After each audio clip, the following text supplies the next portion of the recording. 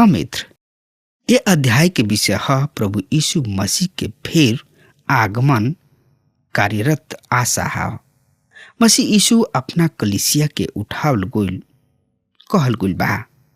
ई ऐसन सिद्धांत ना ह जेकरा में वाद विवाद कइल जाओ। ई सिद्धांत जाने खातिर ह, समझे खातिर ह, बूझे खातिर ह।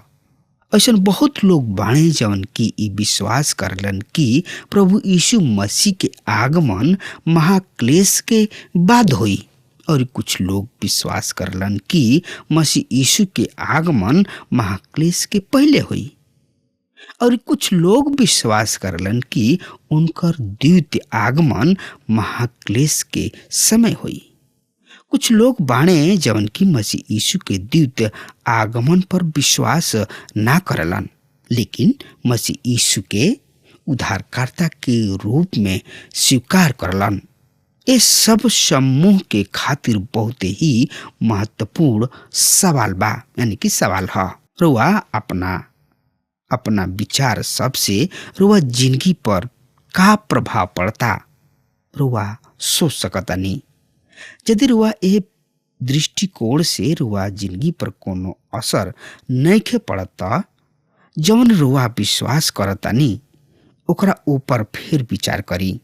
प्रभु यीशु मसीह के द्वितीय आगमन के प्रतीक्षा रुआ जिंदगी में एगो बहुत बड़ कारण होखे के चाहिए।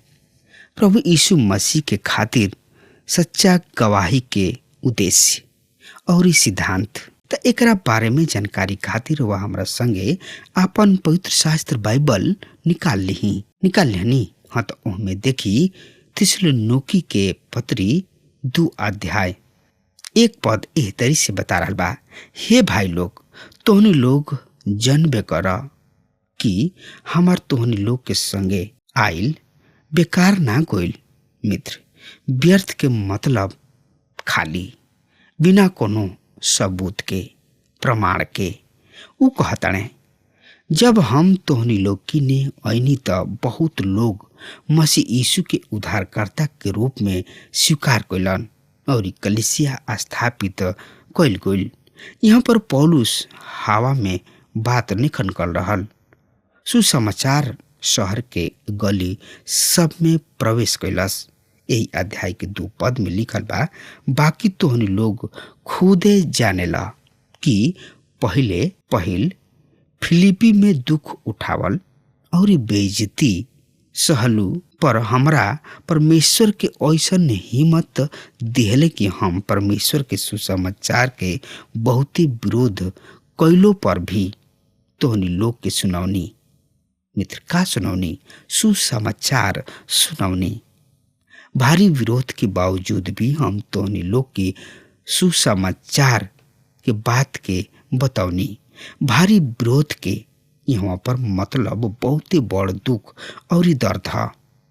जब पौलुस ओहन लोग के बीच में अइलन तो ओहनी लोग के बीच में बहुत बड़ झगड़ा रहे, अंदर में बहुत सब दर्द रहे।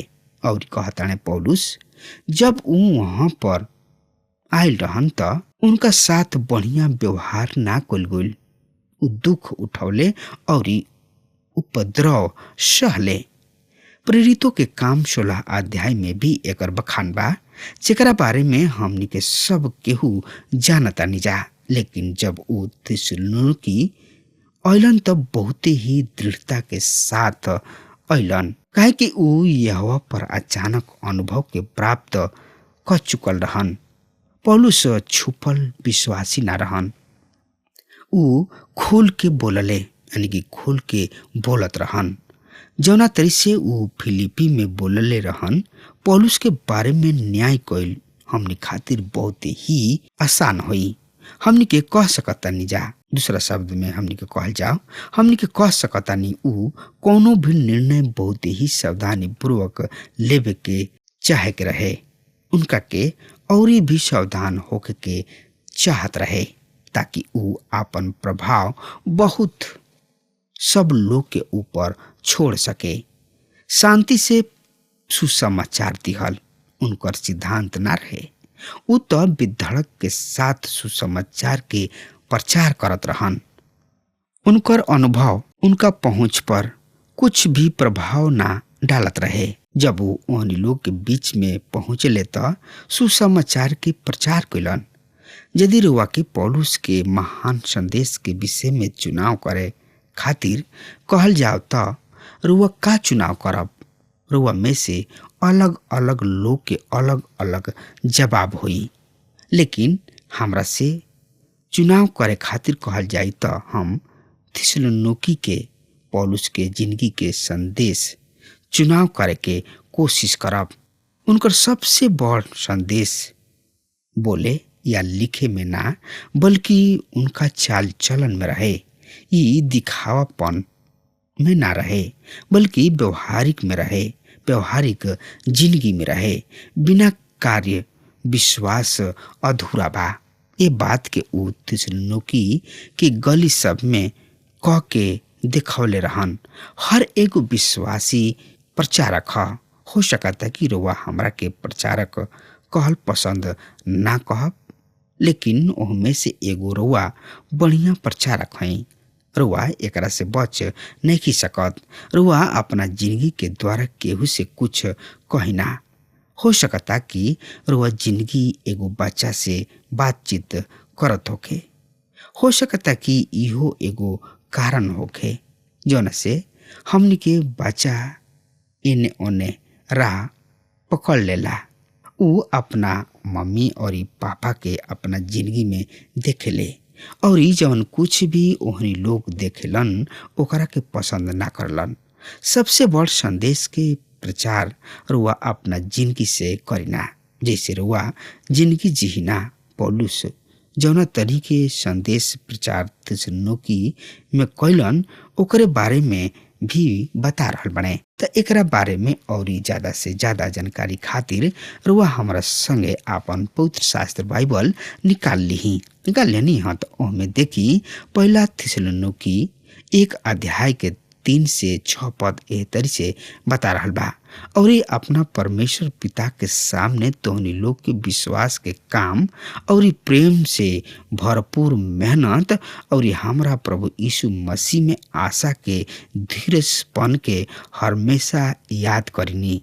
और हे भाई लोग, परमेश्वर के प्यारा लोग, हम जननी की तोहनी लोग चुनल गोइल बड़ा।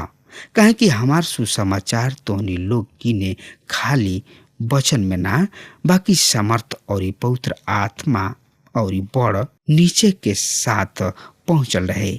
जैसन तोहनी लोग जानल कि हम तोहनी लोग के खातिर तोहनी लोग में कैसन बन गोल रही और तोहनी लोग बहुत ही दुख में पवित्र आत्मा के खुशी के संगे वचन के मान के हमरा और प्रभु के जैसन चाल चले लगला। मित्र, उ थिस्सलुनीकि के विश्वासी सबके साथ संबंध के वर्णन कर रहल बने। उ उनका खातिर महतारी के समान रहन। पद 7 उ ओहनी लोग के बाबू के समान रहन। पद 11 उ ओहनी लोग के भाई के समान रहन। पद 14 मित्र, पहला थिस्सलुनीकि 2 अध्याय 3 पद एह तरी से बता रहल बा।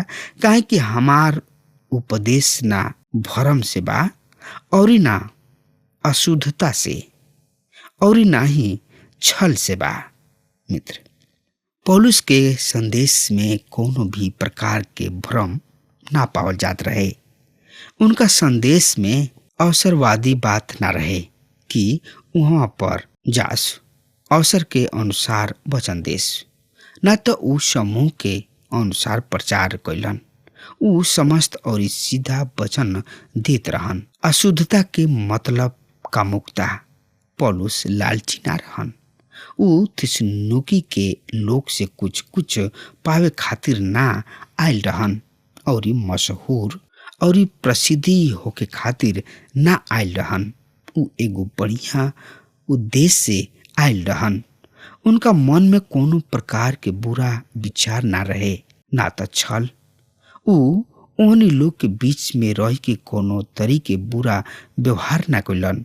उ कोनो तरीके पक्षपात के स्थान ना दिहलन। ऊ यही पाप शरीर के साथ कोनो तरीके मेल मिलाप ना कइलन। यहाँ पर हमने लोग के उनका जिंदगी से सीखे के आवश्यकता बा, यानी कि जिंदगी से सीखे के चाही। पौलुस के हम एगो सेवक के जानतानी, एगो समय रहे कि ऊ बहुत ही बढ़िया प्रचारक रहन, मगर बाद में उनकर सब आदर चल गई। काहे कि जहाँ पर ऊ पादरी रहन वहाँ पर दूसर पादरी सेवकाई खातिर अइलन। लोग उनकर आलोचना करे शुरू कर दिले। ई पादरी वहाँ गइलन और लोगन से मिल के एगो औरी बवाल खड़ा कर दिले, यानी कि बवाल खड़ा हो गइल। नया पादरी के और बड़ समस्या के सामना करे के पड़ल। पौलुस एह तरीके सेवकाई ना करत रहन। हर एगो शिक्षक के आज अपना आप से पूछे के जरूरी बा कि ऊ कौना तरीके सेवकाई कर रहल बने। ऊ धोखाबाज, छली और अशुद्ध त ना हवे। हमनी के अपना आप में ईमानदार होके के आवश्यकता बा। हमनी के सेवकाई में अपना उद्देश्य के जाने के भी आवश्यकता बा। का हमनी के लोगन के सिखाई न जा कि हमनी के प्रभु के नाम में आत्मा सब के जीती जा और लोगन के प्रभावित करी जा। का हमनी के ईमानदारी के साथ लोगन के परमेश्वर के वचन देवे की कोशिश कर रहल बानी जा। हम तो इहे कहब, यानी कि इहे कहे चाहतानी कि हमरा से बहुते हाली गलती हो जाला। हमनी के बहुते हाली परमेश्वर के निराश क दी न जा, मगर हमनी के उठा के ऊ फेंक ना देलन।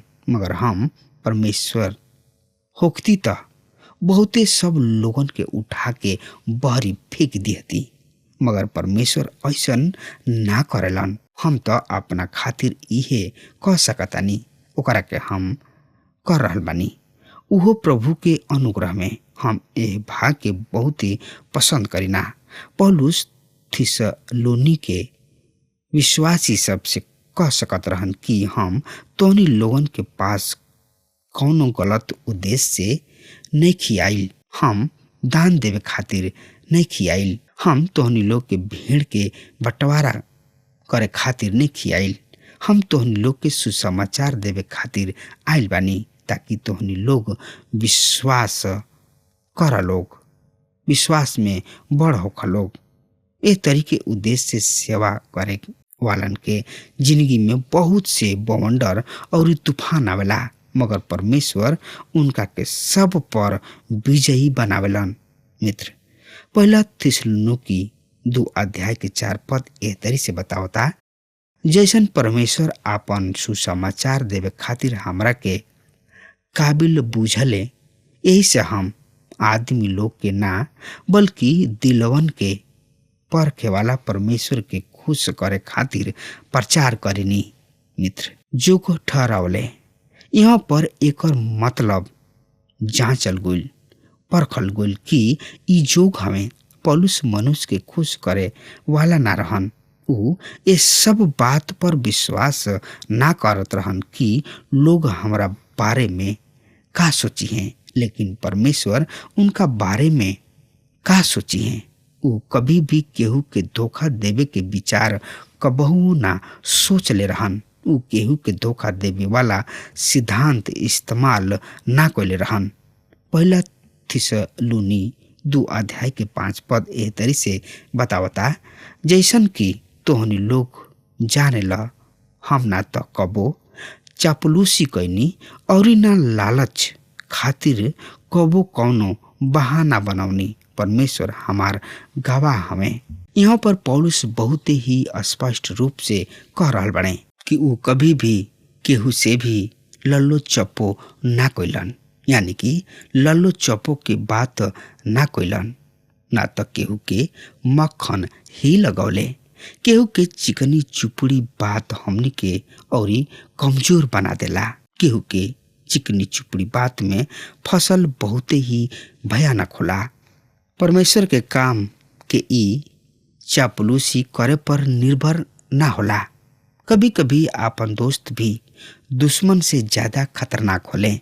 पौलुस कभी भी लल्लो चप्पो के बात ना कहलन ऐसा देखे में आवेला कि यदि केहू भाई आर्थिक रूप से मदद करे चाहताणे त जब तक उनकर चापलूसी ना कले उ मदद ना करी हैं।